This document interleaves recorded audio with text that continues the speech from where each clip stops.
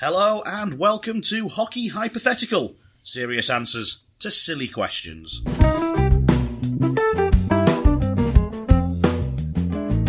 Each episode we will be taking preposterous scenarios that we've made up from the world of hockey and trying to produce genuine responses to the what-if questions. My name is Jonathan Fernley, I'm here with Stephen Dowson, and Douse, here's our first Hockey Hypothetical. We used to have 5-on-5 overtime. And then someone said, 4-on-4 is even better. And then someone said, 3-on-3 is even better. We used to have 3-round shootouts. Now we have 5-round shootouts. Keeps the drama going. But is there a better way of deciding a tied hockey game? Oh. What can we do to improve overtime and shootouts? There's recently been a football referee.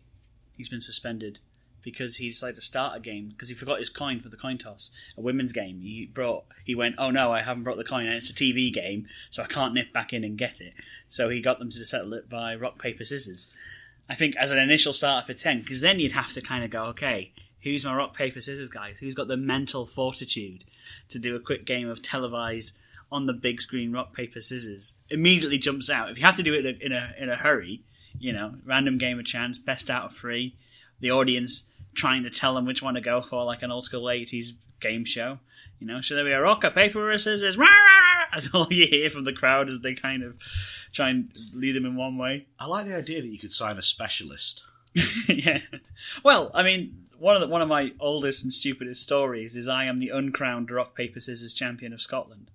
So when I used to work with you, when I used to work in Middlesbrough with you, I once took on a guy who was the actual rock, paper, scissors champion of Scotland, and I beat him. Now, I fought under the rules of, boxing or wrestling. That makes me the champ, but apparently not. So, I mean, that might be a way in for my hockey career. There's no hockey skill required, though, in rock, paper, scissors. There's no hockey skill required in fighting, either. But it's there. There's some skating skill required. Oh, we're going to have to do it on the ice, so they're going to have to skate over. I mean, at the moment, I couldn't even do that. So, it's a barrier. Okay, so maybe not rock, paper, scissors. Maybe something that does include hockey skill. I think the best way to look at it is how do other kind of teams and leagues and other sports do it. So the first one I thought of actually was rugby. So in the very, very rare event where you need a rugby match decided, they do a drop kick into the goal, don't they? From around about 10, 15 yards out. It's not far. No, they've done that. They've also actually had a proper penalty shootout where you kick penalties from 30 metres in front of the posts. But you quickly run out of people who can kick a rugby ball. Yes. And you're soon onto the forwards who can't do that. And that's quite funny. It's on YouTube. I think there's a Heineken Cup game. It was played at the Millennium Stadium. It's in 2009. And it's well worth watching your front row forwards trying to kick long-distance penalties. Yeah. But rugby's normally decided, with an extra period or a golden point. You don't tend to get that far. But it's better. They should do that more often. Well, imagine if the nets were empty. And what you had to do is you had a slap shot from the centre line. Just like they do as a game on during the period breaks. And there'd be that drama of, does it go in or is it going to go slightly wide? It really would bring out the tension. Wouldn't take very long to do. It's another way of doing it. It's kind of like a shootout.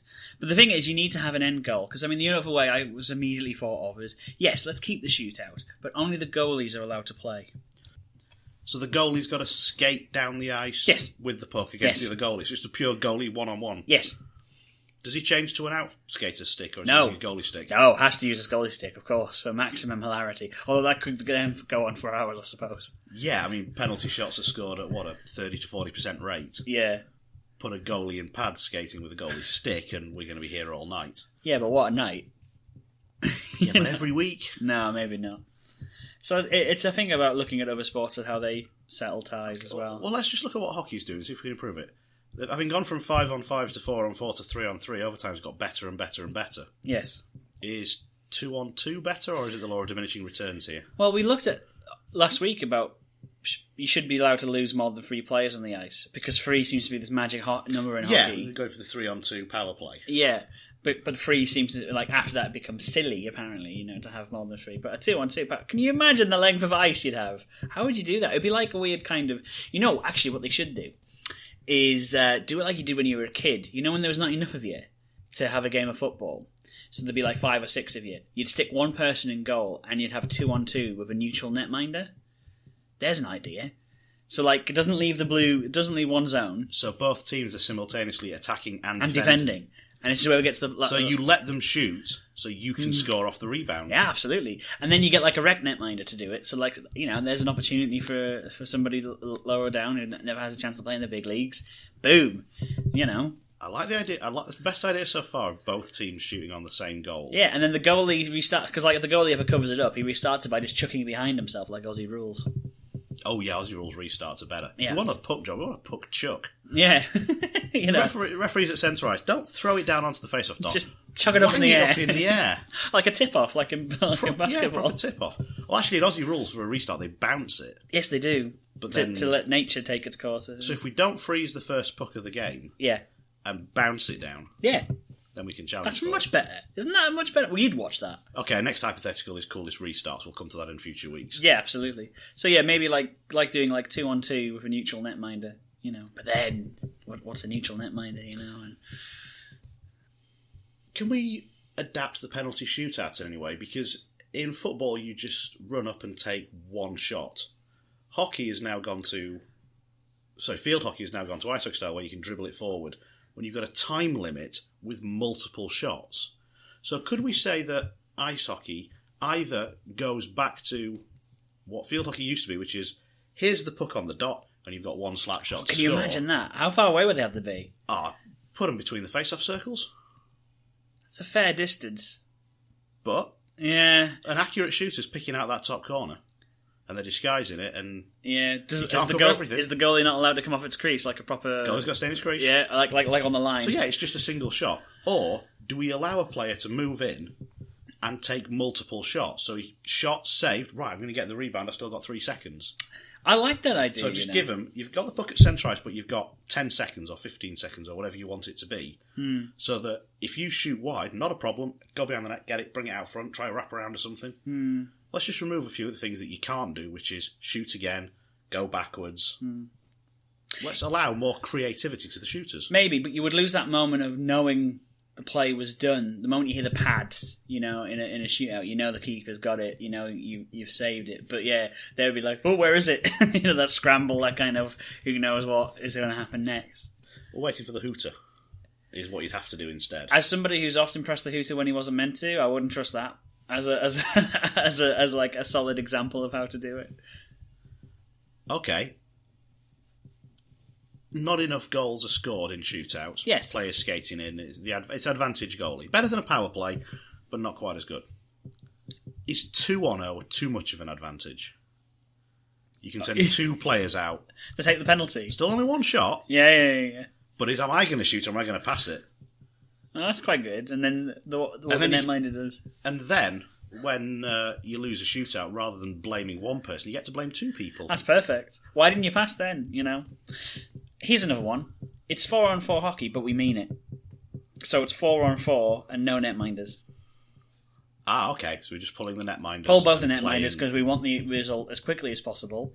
So how would you play 4-on-4 hockey with no netminders? You'd probably have a result within 30 seconds. Make face-offs very important. That opening face-off is massive. Particularly if we're chucking the puck 30 feet in the air. And that's true. But also, would you keep icing in that scenario? Or would you let people have absolute tonkers from one end? No, you've got to be a bit more skilled with it. Yeah. Not shoot from everywhere. Yeah, if you're taking a chance from inside your own half, there's got to be a punishment for missing. Absolutely. So yeah, no netminders. 4-on-4, no netminders. Okay, where's he going? Oh, it's a new rule in the sport. He doesn't get to play anymore. I think it's brilliant. Okay, so we've tried a few different things here. Let's try and borrow some other sports than their way of finishing it. Yeah. Because snooker, they just put one ball back on the table.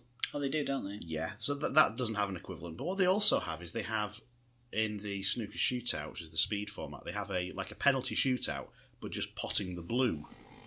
So could we have like a penalty shootout? We've mentioned taking slap shots from centre ice, but just like a skills challenge.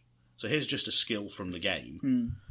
Can you replicate it? Okay. So, you know, rather than just saying it's a slap shot from centre ice, let's bring in you've got to score on the backhand from centre ice.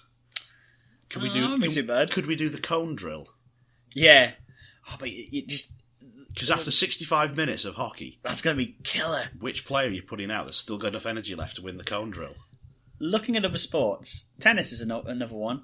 Because obviously, first person to score in the shootout, once you've scored more than the other, you win. What if you had to get a 2-goal advantage? Got to win by 2 clear. You've got to win by 2 clear. Oh, that's dragging it out all night. I yeah, like exactly. That. Oh, especially if you do that in just regular overtime. It's 3-on-3 overtime, but you've got to win by 2 clear. Got to win by 2 clear goals. Oh, that's good. We're talking into the third day. Because there's no point. I've often wondered why they bother with a clock. I know we need to do an ice resurface, but no, let's just turn the clock off. Just keep playing. Just going to keep playing. If the ice gets rubbish, it's because we want this game to end, so we'll figure it out. Let's go, yeah. Hurry up and finish it. Yeah. Yeah, the last thing we want to do is stop for 15 minutes while the Zamboni goes up and down. Is there a cricket equivalent? Because obviously they do the... hit the wickets, don't they?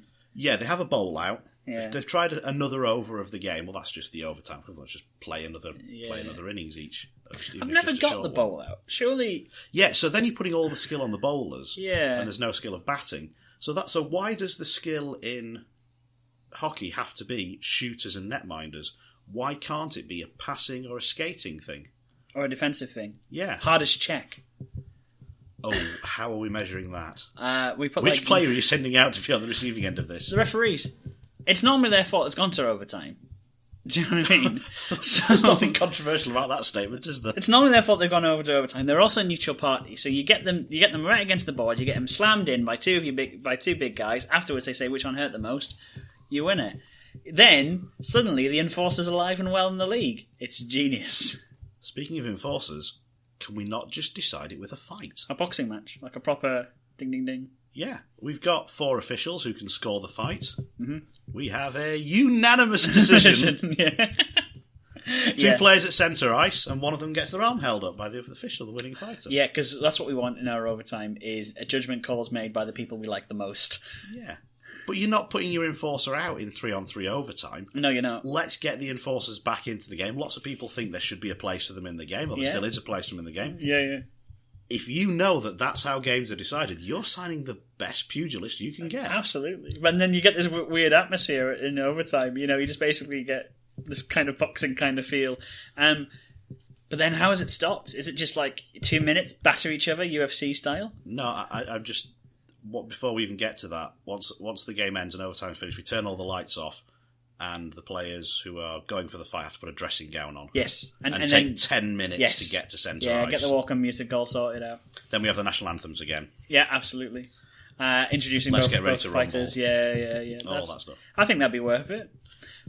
But then you'd rather it was UFC than boxing. Then you'd rather they could get to the ice and wrestle it off. Well, I don't know how you'd see the boxing. I like the boxing idea, but then you'd have to go for a knockout, wouldn't you? Which is, because so many fights are ended by an early takedown. Actually, I don't really want to get punched too much, so I'm going to sit down. Or maybe that's how you win. It's if your back touches the mat, you're out. You're done.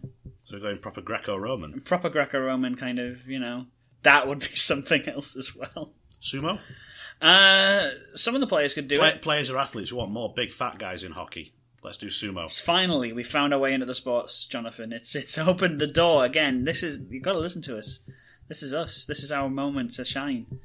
Yeah. It's not about who's the best sumo wrestler. It's which of these professional athletes is prepared to go out in front of the cameras in a sumo thong. Well, not just that, a sumo thong on ice. Because, the idea is to push your opponent and dig in with your heels. But if your heels are blades, it's not going to really work as well if you just get slowly Well, you have pushed to throw some salt in the ring for good luck. So there's a bit of extra grip.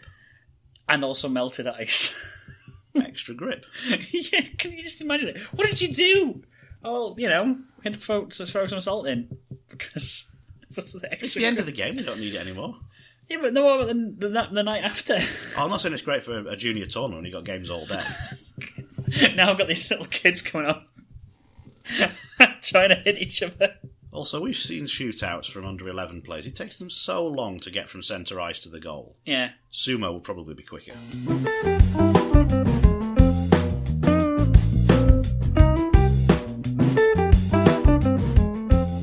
All right, Jonathan, my hypothetical.